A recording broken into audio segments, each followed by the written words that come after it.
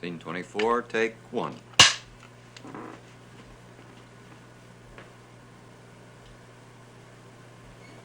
When I was 21 years old, I joined an organization in Kansas City known as Battery B of the Missouri Battalion of Field Artillery. I couldn't join before I was 21 because my mother and father were afraid I'd have to wear a blue uniform, and I did.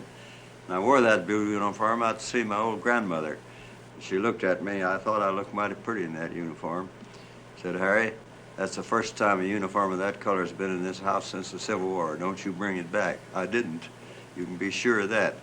And then after that, I became a first lieutenant in the organization of the 129th Field Artillery, which came later.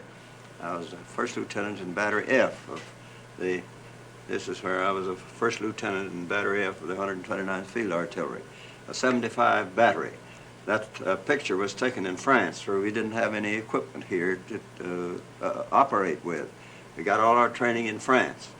And after I'd been in France about a month, I was promoted to a captain and made an adjutant of the Field Artillery Regiment to which I belonged, the 129th Field Artillery, and then was put in command of Battery D, and that's the one that caused all the trouble. This is after I became the captain of Battery D, and these are a couple of the lieutenants that were with me in that battery.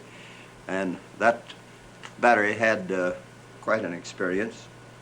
We started out in the Vosges Mountains, and the first barrage we fired was at a German position from what had been a German position. And before we could pull out, the first sergeant was slow getting the horses down. They fired on us, and it wasn't very pleasant. They lit all around, and we found out exactly what it meant to be under fire.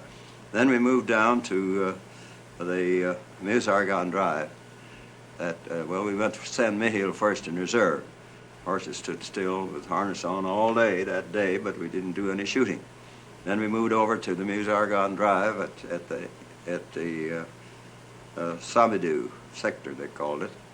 And there we fired the 26th night of the 26th of September.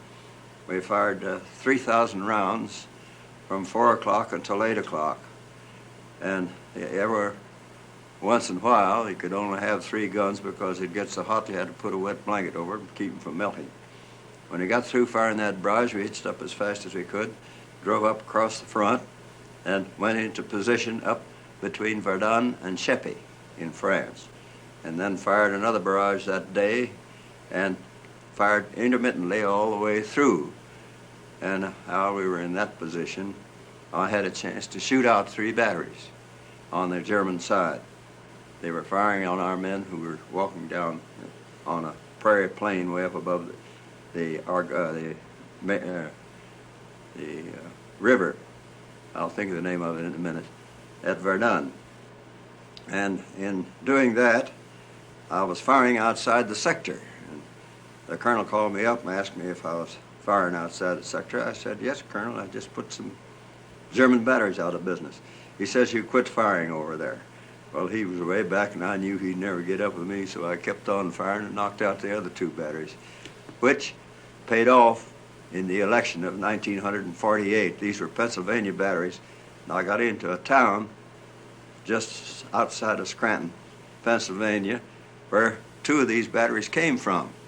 And if you don't think I carried those 2 towns, you're off your beam, sure enough, because they found out that I was the battery that saved them from getting shot up. Then we stayed in that sector and moved over to Verdun after that, and stayed there until after the war quit.